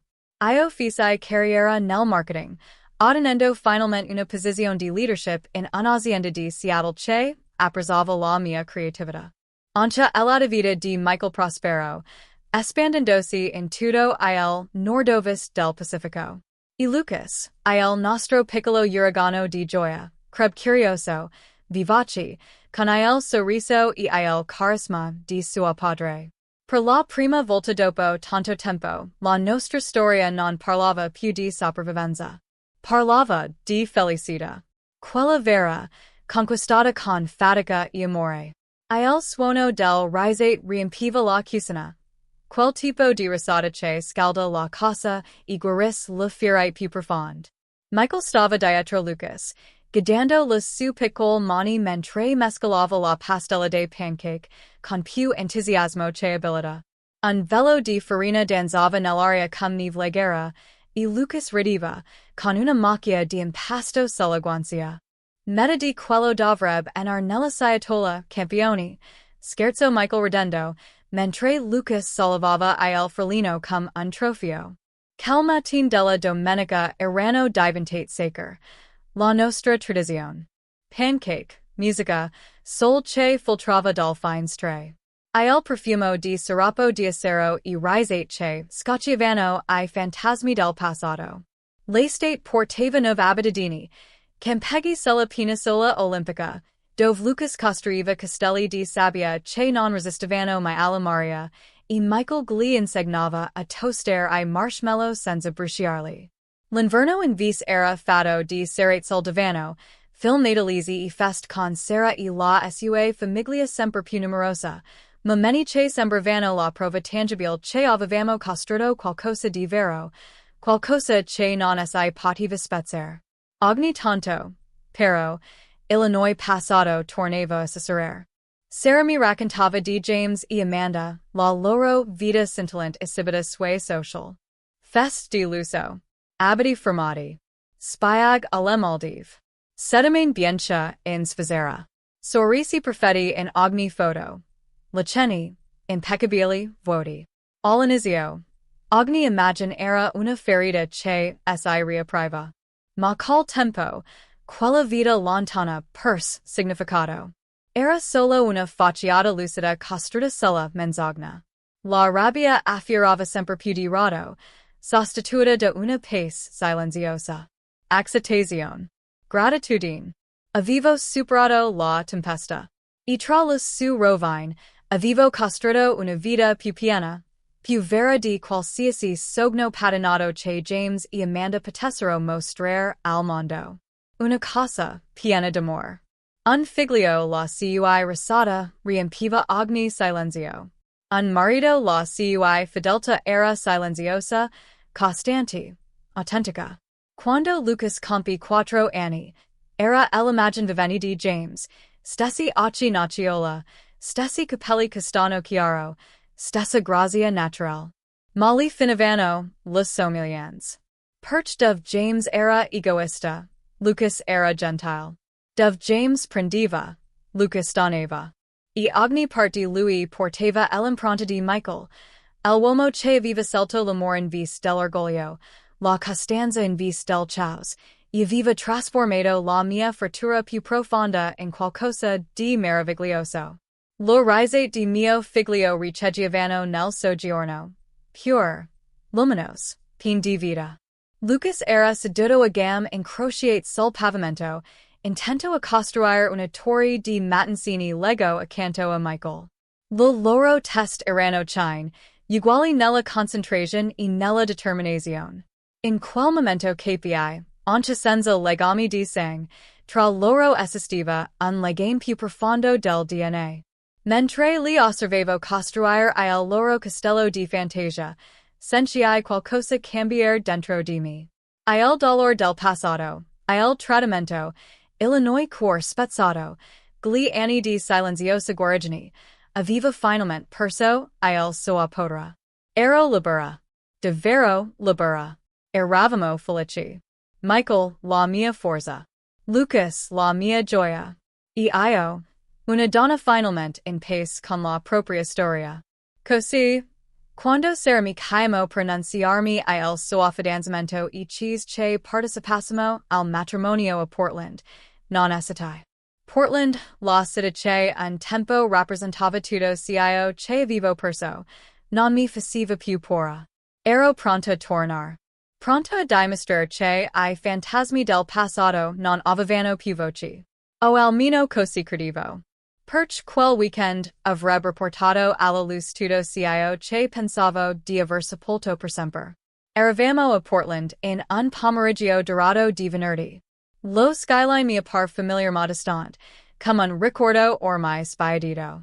Lucas era euforico, con il viso premuto contro il finestrino dell'aereo. Guarda, mamma. Stiamo volando sopra le nuvole. Al hotel, un edificio storico con colonne di marmo e lampadari scintillanti. I suoi occhi si illuminarono di meraviglia. Girava su essi stesso ridendo, le luci che si riflettevano nei suoi occhi. Dopo aver sistemato le valigie, si mise a saltar sul letto, ridendo a crepapelle, una tradizione che non abbandonava mai, nemmeno nei luoghi più eleganti. Michael e io ci scambiamo uno sguardo complice. Erano questi I momenti che davano senso a tutto. Più tardi, scendemmo al ristorante del hotel per cenare con Sarah e il suo fidanzato, Greg. Lucas era adorabile, pantaloncini blu navy, polo bianca, e occhi dorati che brillavano alla luce. Tutto sembrava perfetto. Forse troppo perfetto. Se solo avessi saputo, che prima che quel weekend finisse, mi sarei trovata di fronte all'uomo che avevo giurato di non voler mai più rivedere. L'uomo che una volta mi aveva distrutta completamente. Appena entrammo nel ristorante, l'atmosfera cambiò. Le voci si mescolavano al tintinnio dei bicchieri, ma potevo sentire gli sguardi seguire ogni nostro passo. Michael camminava accanto a me, alto, elegante nel suo abito grigio chiaro, l'immagine stessa della calma e della sicurezza. Teneva la mano di Lucas, e ogni tanto si chineva per ascoltare con attenzione le sue osservazioni da piccolo sognatore di 4 anni. Era la scena che avevo sempre desiderato, una famiglia, la nostra famiglia, unita e felice. Un'ondata di orgoglio e gratitudine mi riempì il cuore, quasi fino alle lacrime. E poi li vidi. James. Amanda. Seduti vicino alla grande finestra, illuminati dalla luce dorata della sera. La mano di Amanda poggiata sul ventre arrotondato, il sorriso perfetto, studiato. L'immagine di una felicità costruita con cura. James le parlava, e lei rise, con quel tono familiar che mi feri come una lama sottile. Il mio mondo vacillò per un istante. Feci un passo incerto. Michael essi ne accorse subito. Segui il mio sguardo, e capi. Senza dire una parola, poso una mano sulla mia schiena. Un gesto dolce, rassicurante, stabile come lui. Per un attimo, pensai di voltarmi, di fingere di non averli visti, di fuggire da quel confronto improvviso. Ma no, non ero più quella donna. Non avevo nulla da nascondere, nulla di cui vergognarmi. Accanto a me c'erano l'uomo che mi aveva insegnato il vero amore e il figlio che aveva dato senso alla mia vita. Così alzai la testa, respirai profondamente, e andai avanti. Raggiungemmo il nostro tavolo. Per qualche minuto mi illusi che non si avessero notati. Poi lo vidi. James si immobilizzò, il bicchiere sospeso a metà strada tra la tavola e le labbra. Il suo volto cambiò espressione. Si aveva visti. E in quell'istante, il passato tornò a reclamare il suo posto. Nel momento in cui I suoi occhi si fissarono su qualcosa alle mie spalle, capi subito. Non avevo bisogno di voltarmi. James stava guardando Lucas. Lo stava vedendo per la prima volta, il figlio che aveva scelto di non conoscere. Il riconoscimento lo colpì come un fulmine. Sul suo volto si susseguirono emozioni contrastanti, confusion, incredulità, poi qualcosa di più cupo. Potevo quasi leggere I pensieri che gli scorrevano in mente mentre osservava ogni dettaglio familiar. Il soffo rebel che non stava mai giù, per quanto lo si pedanasse. La fossetta sulla guancia detrà quando sorrideva. L'udita lung e fusilate. I capelli castano chiaro. Gli stessi occhi color naciola. Lucas non era solo un bambino. Era James. In version ridotta. Il color spari dal suo viso. Il bicchiere gli tremo tra le dita. Amanda lo noto subito. Segui il suo sguardo. Prima su Lucas. Poi su di me. Il suo volto si rigidi, perdendo la maschera di calma per lasciare spazio a un'espressione tagliente, difensiva. Prima che potessi reagire, James si alzò di scatto. La sedia graffiò il pavimento mentre si dirigiva verso di noi, deciso, agitato, come trascinato da un impulso che non riusciva a controllare. Amanda restò seduta, una mano sul ventre, lo sguardo carico di rabbia e timore. Kelly, disinfine, con una voce che mescolava accusa e incertezza. I suoi occhi non si staccavano da Lucas, che continuava ignaro a colorar il suo menu con I pastelli, felice e tranquillo. James, risposi, stupida dalla calma del mio tono nonostante il cuore mi battesse all'impazzata. Che sorpresa. Lui aprì la bocca, ma le parole non arrivarono. Non servivano. Sapevamo entrambi quali domanda stava per pronunciare. Michael si alzò leggermente, non in modo minaccioso ma protettivo, la sua presenza ferma e rassicurante. Sono Michael, disporgendogli la mano. Il marito, di Kelly. James ignorò la stretta di mano. I suoi occhi restavano fissi su Lucas, come essi nient'altro esistesse. Quanti anni ha? Cheese, la voce roca. Prima che potessi rispondere, Lucas alzò la testa con un sorriso luminoso. Ho 4 anni, esclamò fiero. Quasi 5. Presto andrò a scuola, vero papa? Guardo Michael con totale fiducia e gioia. E quando pronuncio quella parola, papa, fu come un pugno nello stomaco per James. Lo vidi chiaramente. Il sussulto, il dolore, la consapevolezza che lo attraversava. Per la prima volta, James capì davvero tutto ciò che aveva perso. Il suo volto impallidì, come essi un fulmine lo avesse colpito all'improvviso. Il muscolo della miscela si contrasse, la rabbia e l'incredulità gli bruscivano negli occhi. Papa, repeat con voce bassa, quasi un ringhio.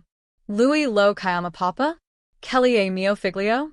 È mio figlio che chiama un altro uomo papa. L'aria si fece pesante, ogni battito del cuore rimbombava come un tuono. Lucas, innocent, alzò lo sguardo confuso, percependo la tensione che cresceva attorno a lui. Papa, ci sono queste persone? Ci piano, cercando istintivamente protezione accanto a Michael, l'unico padre che avesse mai conosciuto. Michael posò una mano protettiva sulla sua spalla. La sua voce era calma, ma ferma, quella di un uomo pronto a difendere la sua famiglia a qualsiasi costo. Solo vecchi amici della mamma, campioni.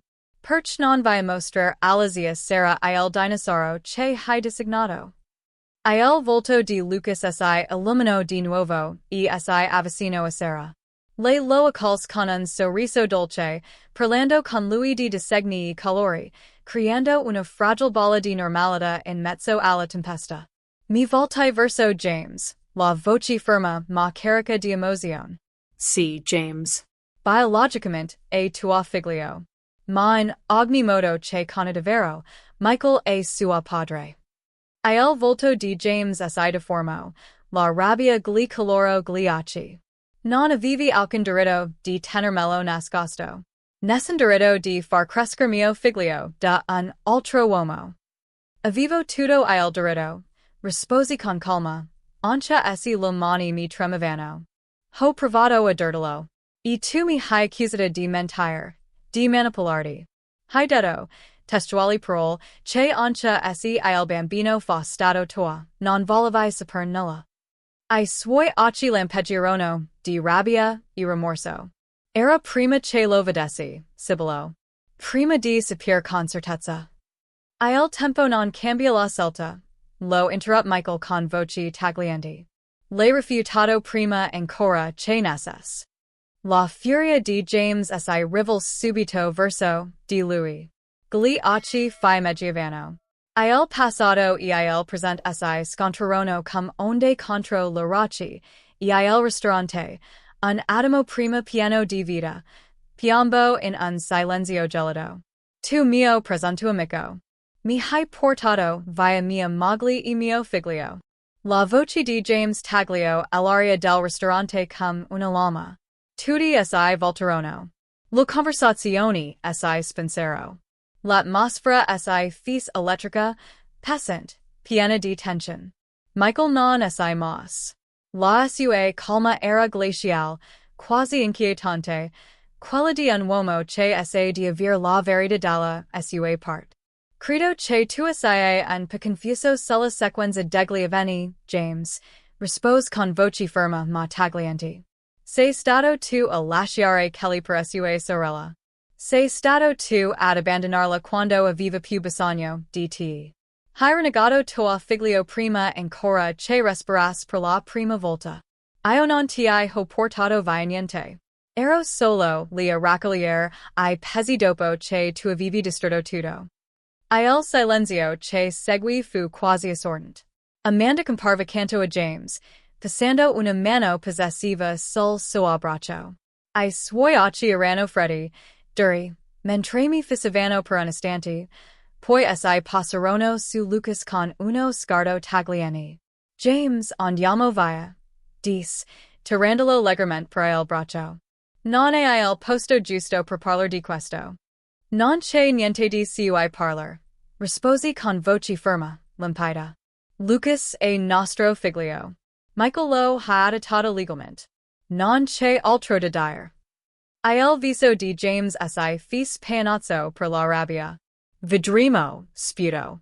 Ho dei diritti. È mio figlio biologico. Diritti che hai perso da solo.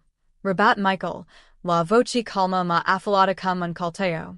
E ti consiglio di pensarsi bene prima di agire.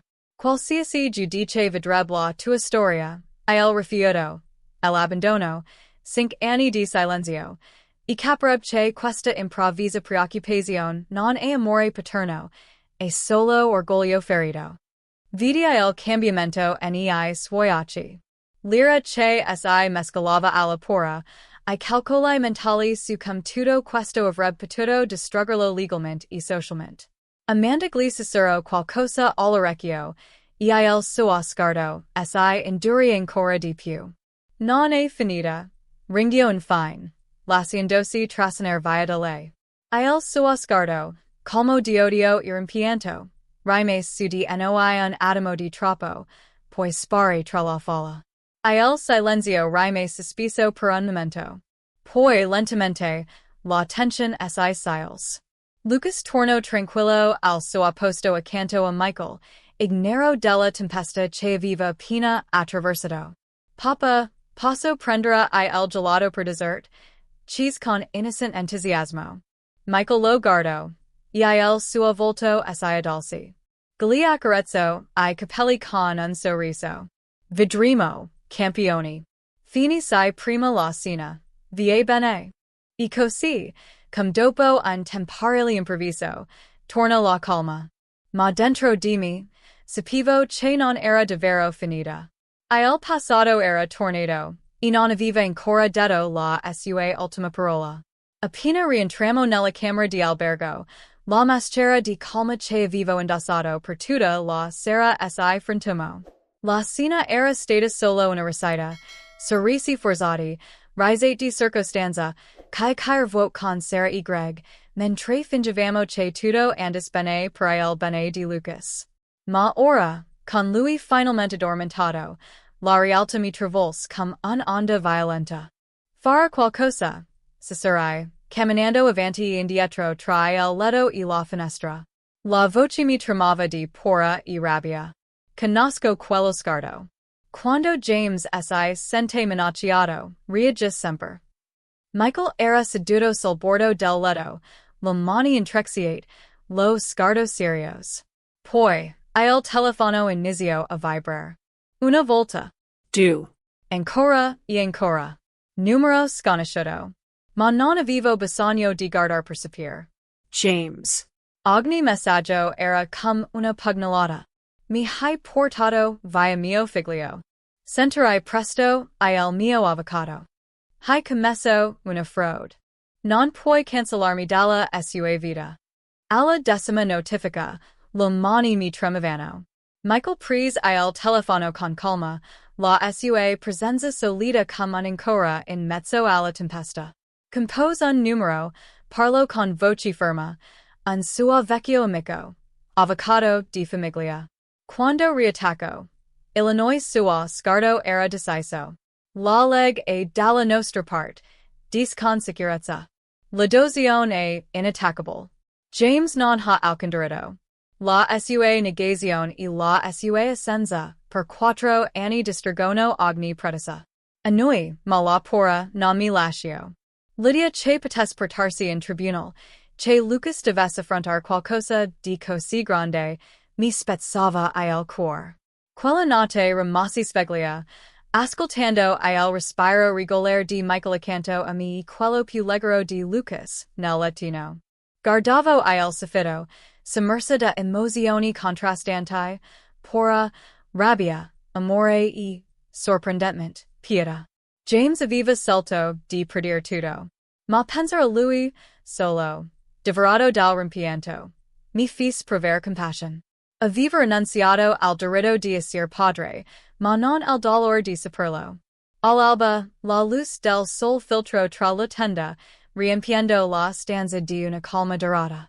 Era il giorno del matrimonio di Sarah, un estate perfetto a Portland, cielo azzurro e brezza leggera.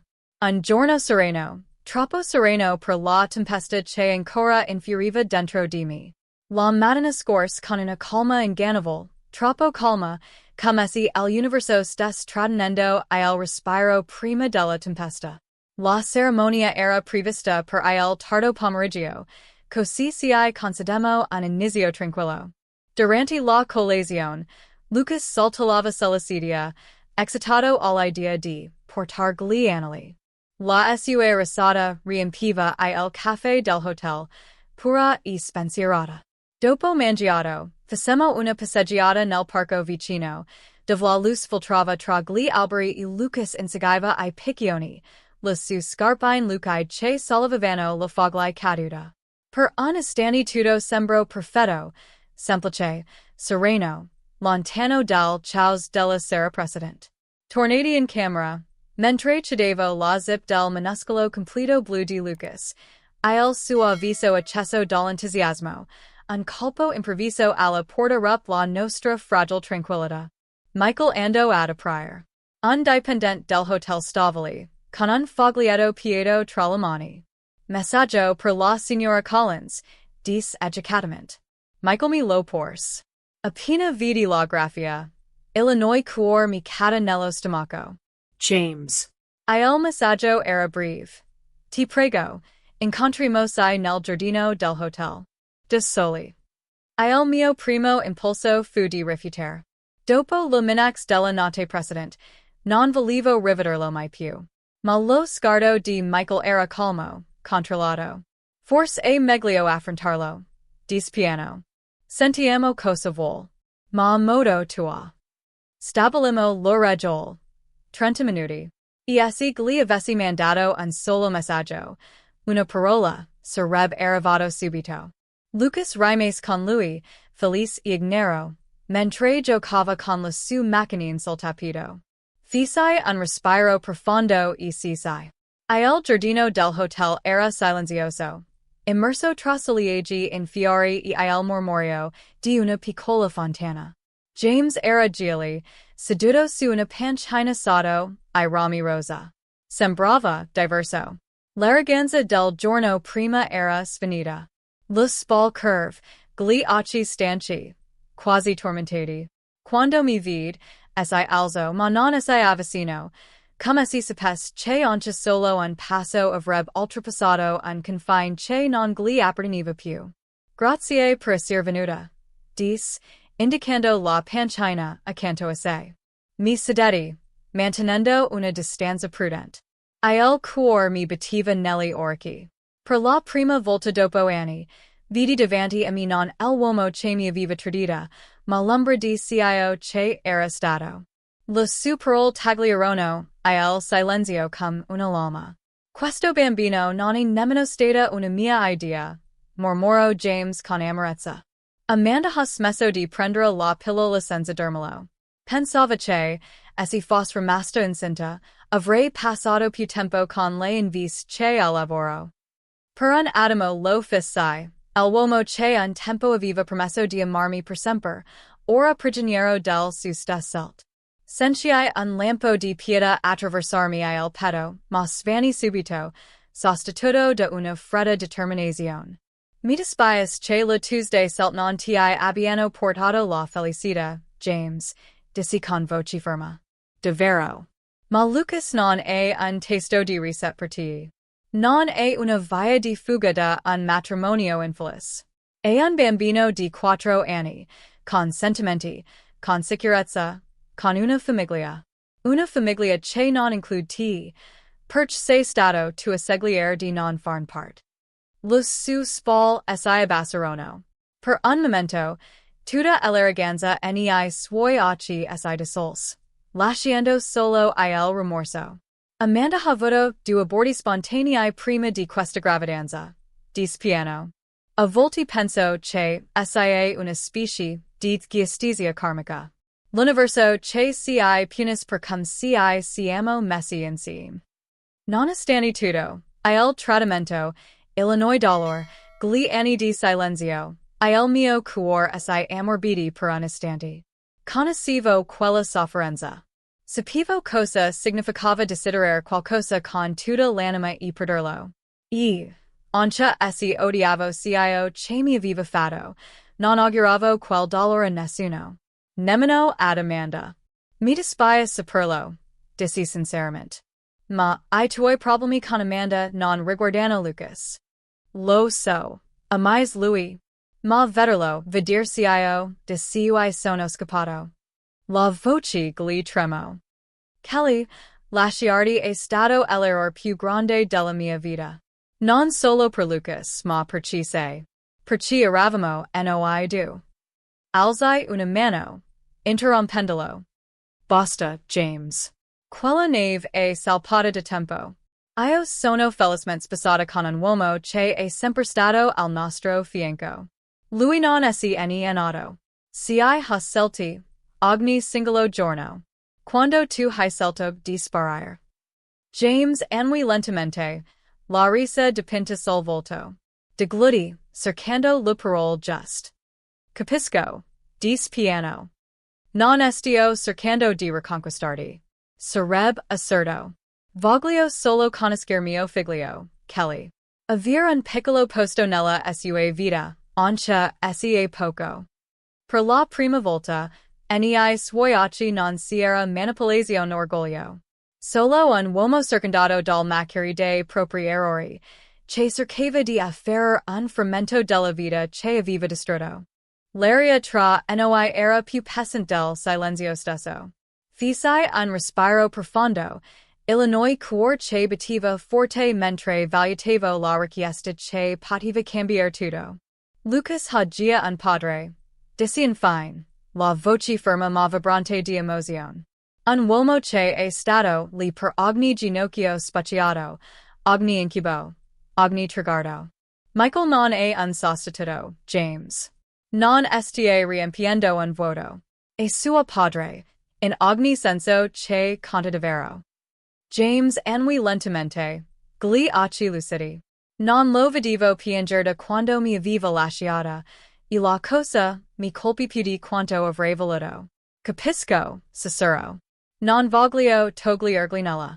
Voglio solo qualcosa. Una possibilità di conoscerlo. Di conoscere mio figlio. Lo superò mi colperono come un pugno. Pensai a Lucas. Alla sua risate, alla sua innocenza, alla sua energia infinita, e alla demand che un giorno avrebbe potuto farmi, demand sul suo origine, a cui solo James avrebbe potuto rispondere. Ma poi vidi l'immagine di Michael nella mia mente, stabile, affettuoso, la rossia della nostra famiglia, Il pensiero di introdurre confusion o dolore nella vita serena di Lucas mi strinse lo stomaco. Devo parlar con Michael, dissi con decision. Lui è il padre di Lucas, legalmente, emotivamente, in ogni modo possible. La decisione su nostro figlio lo prendiamo insieme. James annui di nuovo, con un filo di speranza. Certo. Qualsiasi cosa decidiate, la rispetterò. Qualsiasi limite, qualsiasi condizione. Lo fissai dritto negliaci. E un'altra cosa. Questo non riguarda te, na il tuo senso di colpa, na quello che hai perso. Riguarda io che è meglio per Lucas. Se anche solo per un momento la tua presenza lo confond o lo tuba, tutto finis. Subito e per sempre. Sono d'accordo. Dispiano. E per la prima volta dopo anni, nei suoi occhi non c'era orgoglio né rimpianto, ma comprension. Parliamo ancora per qualche minuto. Mi fis demand timide, sul cibo preferito di Lucas, suoi giochi che amava, suoi libri che leggevamo prima di dormire. Risposi con sincerità. Qualunque cosa fosse diventato James, rimaneva comunque l'uomo di cui tutto era iniziato, e quella verità passava dentro di me. Quando la conversazione stava per concludersi, esito. Posso incontrarlo? Solo una volta. Prima che torni a casa. Il mio battito accelero. Inviai un messaggio a Michael spiegando la situazione. La sua risposta arrivò subito. Misurata, cauta, ma gentile. Vie bene. Incontro breve. Sotto la nostra supervision, nella hall. E così fu deciso. Un incontro che credevo impossibile, il mio passato e il mio presente destinati a scontrarsi, sotto la luce suffuse di un hotel di Portland, mentre nostro figlio rimaneva ignaro della tempesta che stava per abbattersi sul suo mondo perfetto. Il momento era più intenso di quanto avrei immaginato. L'aria tra noi era densa di rimpianti, di occasioni perdute, di promesse infranti.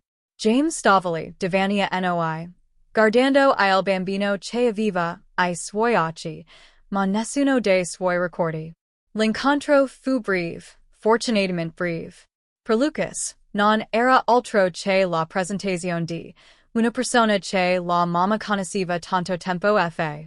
Era molto più interessato alla macchinina lexicant che stringeva tra le mani che alla conversazione con uno sconosciuto.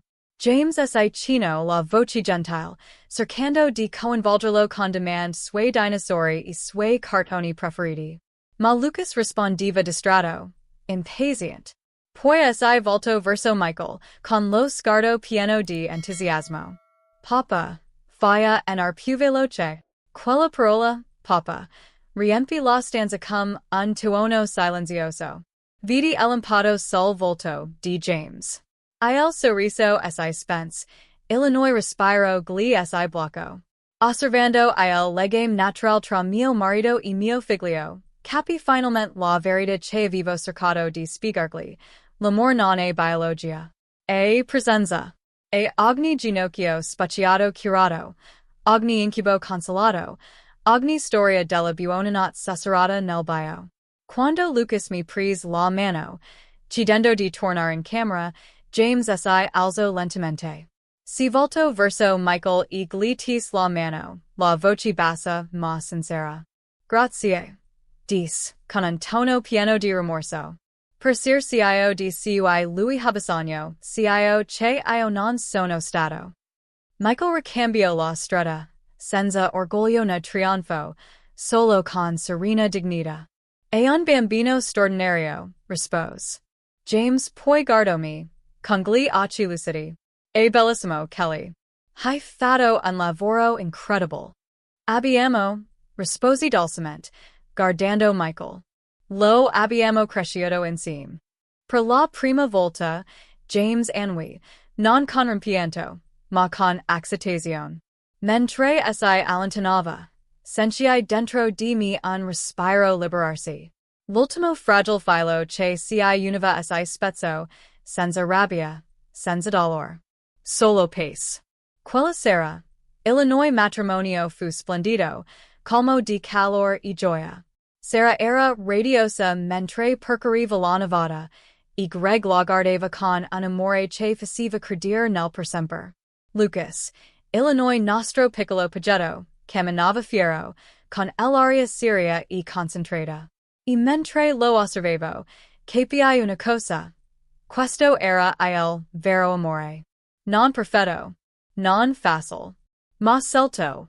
Ogni singolo giorno. La notte brillava di risate e musica. Ma il mio cuore batteva per un'altra ragione. Mentre Michael mi faceva volteggiare sulla pista, le luci sopra di noi scintillavano come stelle intrappolate. Per la prima volta dopo anni, mi sentii completamente al sicuro. In terra. Poi, con la coda dell'occhio, li vidi, Michael e Lucas, uno accanto all'altro, muoversi a ritmo, perfettamente in sintonia. Lucas stava in piedi sul lucide scarpe eleganti di Michael, le sue piccole mani strette alla dita del padre mentre giravano in cerchio, goffi ma felici. Le sue risate riempivano la sala, limpide e contagios. In quell'istante, qualcosa dentro di me si sciolse, un'ondata di amore, gratitudine e pace così intensa che le lacrime salirono agliacci. Osservandoli, capi quanta strada avevo percorso. Dal macchire di un tradimento che mi aveva distrutta, fino a questo momento di pura serenità. Ogni passo doloroso, ogni notte in son, ogni lacrima versata in silenzio, tutto mi aveva condata a questa famiglia, a questa felicità. Più tardi, quando Lucas si addormentò tra le braccia di Michael, con la guancia appoggiata sulla sua spalla, sentii il mio cuore placarsi. Michael lo portava in camera, cullendolo dolcemente, il volto illuminato da quell'amore silenzioso che non ha bisogno di parole. Camminando dietro di loro, capi una verità che prima mi era sfuggita. La fiducia non è non essere feriti. E imparare a credere di nuovo. E trovare qualcuno che dimostra il proprio amore non con promesse, ma con presenza. Giorno dopo giorno, Michael aveva ricostruito la mia capacità di fidarmi. Quando gli altri se ne andavano, lui restava. Quando dubitavo dell'amore, lui ne diventava la prova. James sarebbe sempre rimasto una parte complicata della nostra storia, il padre biologico di Lucas, un'ombra del passato. Ma Michael era l'uomo che si aveva scelti. Che aveva guadagnato il titolo di papa. La biologia crea un legame, la sel creano una famiglia. E poi, quando pensavo che la vita non potesse darmi di più, accad. Un mese dopo il nostro ritorno da Portland, guardai quel piccolo test bianco nella mia mano tremante, positivo. Il cuore mi martellava nel petto. Quando lo dissi a Michael, resto immobile per un attimo. Poi esplose in una risata di pura gioia. Mi salivo da terra, facendomi girare per la cucina, mentre le lacrime si mescolavano alle risate. Tra le sue braccia, con nostro figlio che dormiva nella stanza accanto e un nuovo battito che cresceva dentro di me, compresi finalmente che ogni fine che avevo temuto mi aveva condata a un inizio che non avrei mai osato sognare. Mi poso con dolcezza a terra, lo sguardo pieno di quella preoccupazione tenera che ti sigli il cuore e ti fa ridere tra le lacrime. Quella notte la nostra vita cambiò di nuovo. Seduti insieme sul letto di Lucas, gli dissi che presto sarebbe diventato un fratello maggiore.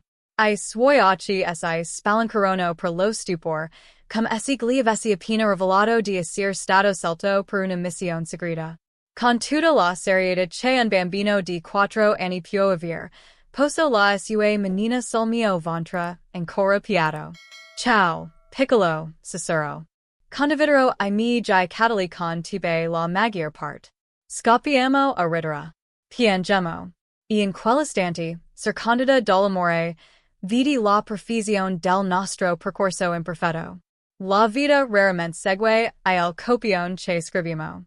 Ti spesa, ti metta alla prova, ma poi ti ricostruis in modi inaspettati. A volte I tradimenti più dolorosi diventano, le benedizioni più grandi. A volte la famiglia che costruiamo dal cenere del dolore è più forte di quella in cui siamo nati. E volte, le persone che si hanno feriti di più finiscono, senza saperlo, per guardarsi verso la felicità che meritiamo davvero. Hai mai vissuto un tradimento che ti ha condato verso qualcosa di miglior? Hai mai trovato l'amore dove non lo cercavi più? Raccontami la tua storia nei commenti. Le tue parole potrebbero essere la speranza di qualcun altro. E se questa storia ti ha toccato il cuore, lascia un like, iscriviti e condividila con chi ha bisogno di credere ancora. Perché volte, la famiglia che scegliamo è quella che si salva. Grazie per aver ascoltato, e che il tuo cammino ti porti verso l'amore e la serenità che meriti davvero.